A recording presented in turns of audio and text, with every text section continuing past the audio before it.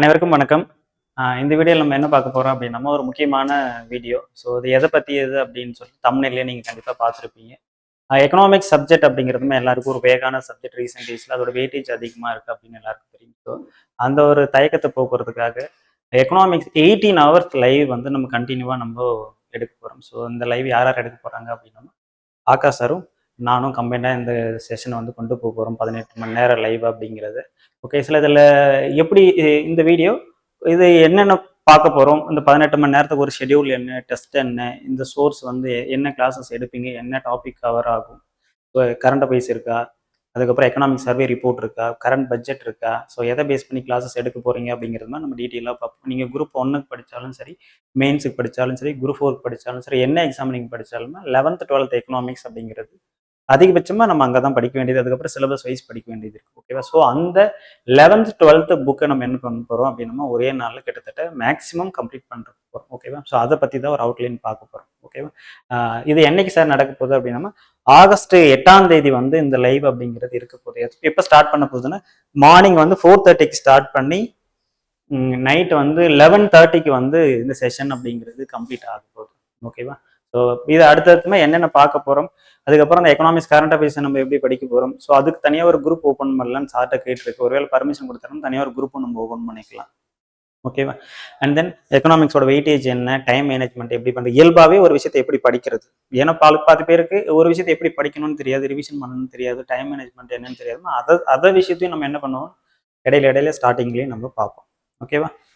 So அது நம்ம என்ன ப்ரோக்ராம் அப்படிங்கிறதுமா ஒன்ஸ் நம்ம செக் பண்ணிடுவோம். ஓகேயா? ஸோ அந்த செஷன் வந்து ஸ்டார்ட் பண்ணுறது பார்த்தீங்கன்னா 4:30க்கு வந்து ஆகாஷ் சார் வந்து அந்த செஷன் வந்து ஸ்டார்ட் பண்ணி வைக்கிறாங்க.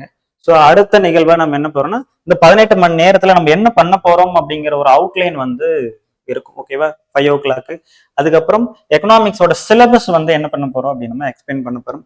ஸோ அதை தொடர்ந்து என்ன பண்ண போகிறோம் அப்படின்னா, கிளாஸஸ் அப்படிங்கிறது 5:15 5:45க்கு வந்து 11th எக்கனாமிக்ஸ்ல 7ஆம் வகுப்பு இருக்கு. ஓகே, இது எப்படி கொண்டு போக போறோம் அப்படின்னா, ஒரு செஷன் முடிஞ்ச உடனே 2.5 மணி நேரம் கிளாஸஸ் இருக்கும், ஒரு 1/2 hour டெஸ்ட் இருக்கு. 2.5 மணி நேரம் கிளாஸ் இருக்கும், 1/2 hour டெஸ்ட் இருக்கும். ஸோ அதன் அடிப்படையில் என்னென்ன டைமிங்ல என்னென்ன கிளாஸஸ் இருக்கு, அதுக்கப்புறம் என்னென்ன டெஸ்ட் இருக்கு அப்படிங்கிறது மாதிரி டீட்டெயிலாக ஒரு ஷெடியூல் மாதிரி கொடுத்துருக்கு. ஓகேவா?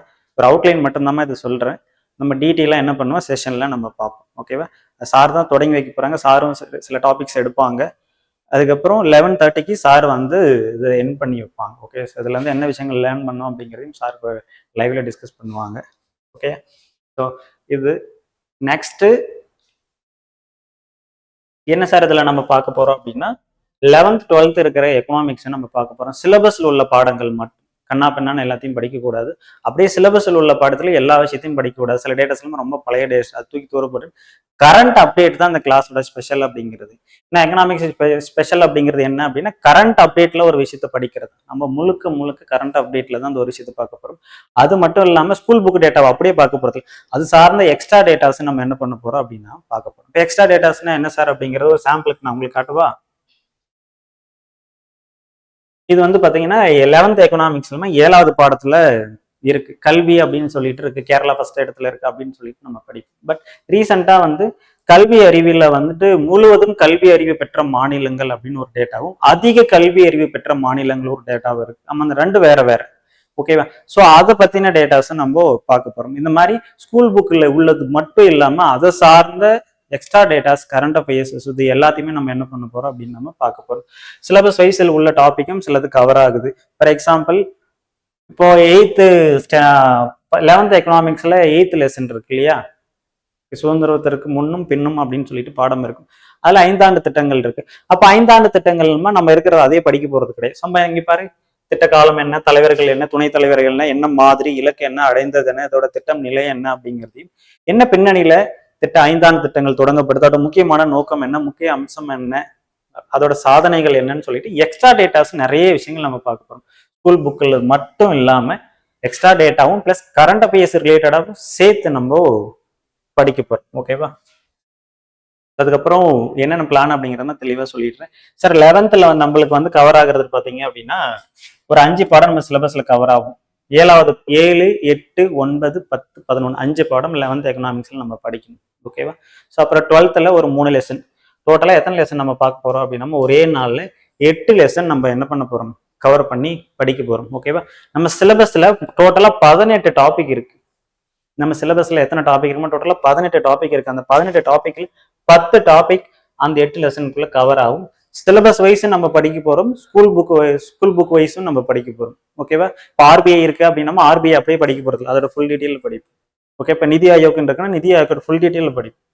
ஸ்கூல் புக் மட்டும் இல்லாமல் வெளியில் உள்ள பணவியல் கொள்கை இருக்கு, மானிட்டரி பாலிசி இருக்கு, அது மட்டும் இல்லாமல் அதோட கருவிகள் என்ன அப்படிங்கிறதையும் நம்ம பார்க்க போறோம். ஓகேவா? ஸோ எக்கனாமிக் சிலபஸ்ல டோட்டலா 18 லெசன் இருக்கு, 18 டாபிக் இருக்கு. இந்த 18ல 10 டாபிக் என்ன பண்ணிருக்குன்னா நம்மளுக்கு கவர் ஆயிருக்கு. சார் அது என்னென்ன சார் டாபிக் அப்படிங்கிறதையுமே பார்த்துருக்கோம். ஓகே, இது வந்து நம்ம எக்கனாமிக்ஸோட சிலபஸ். ஓகேவா? இது இந்திய பொருளாதாரத்தின் இயல்புகள் 5 திட்டங்கள் அப்படிங்கும்போது டோட்டலா எத்தனை டாபிக் இருக்கு, 18 டாபிக் இருக்கு. ஓகேவா? இந்த 18 டாபிக்ல நம்மளுக்கு அன்னைக்கு ஆகஸ்ட் 8ஆம் தேதி கிளாஸ் நடக்குது இல்லையா? ஸோ அதுல என்னென்ன டாபிக் சிலபஸ் வைஸ் நம்ம ஸ்கூல் புக்கு 8 பாடம் படிக்கிறதோட அந்த 8 பாடத்துல என்னென்ன சிலபஸ் வைஸ் நம்ம கவர் பண்ண போறோம் அப்படிங்கிறதையும் பாருங்க. இந்திய பொருளாதாரத்தின் இயல்புகள் அப்படின்ற டாபிக் அதுக்குள்ள கவர் ஆகுது, எக்ஸ்ட்ரா டீட்டெயிலும் படிக்க போறோம். 5 திட்டங்களும் படிக்க போறோம், திட்டக்குழுவை பத்தி எக்ஸ்ட்ரா டீட்டெயிலும் படிக்க போறோம், நிதி ஆயோக் பத்தி படிக்க போறோம், அதுக்கப்புறம் ஆர்பிஐ இருக்கு இல்லையா அதை பத்தி ஃபுல்லா படிக்க போறோம், மானிட்டரி பாலிசி இருக்கு இல்லையா அதுவும் அதுக்குள்ள கவர் ஆயிரும், அதுக்கப்புறம் ஜிஎஸ்டி அப்படிங்கிறது அதுக்குள்ள நம்மளுக்கு கவர் ஆயிடுது, லேண்ட் ரிஃபார்ம்ஸ், அதுக்கப்புறம் அக்ரிகல்ச்சர் இருக்கு இல்லையா, ஸோ அந்த டாபிக் நம்மளுக்கு கவர் ஆயிருக்கு.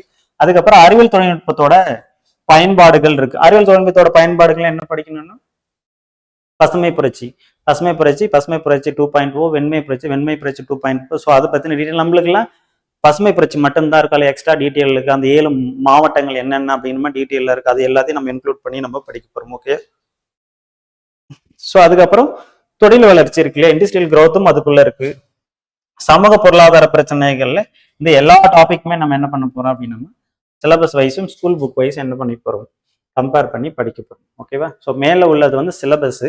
இந்த சிலபஸ்ல நம்மளுக்கு அன்னைக்கு நம்ம 18 மணி நேரம் படிக்க போறதுல இவ்வளவு விஷயங்கள் என்ன பண்ணுது அப்படின்னா கவராயி நம்ம படிக்க போறோம். ஓகேயா? ஸோ அதுதான் நம்ம இங்க சொல்லியிருந்தேன்.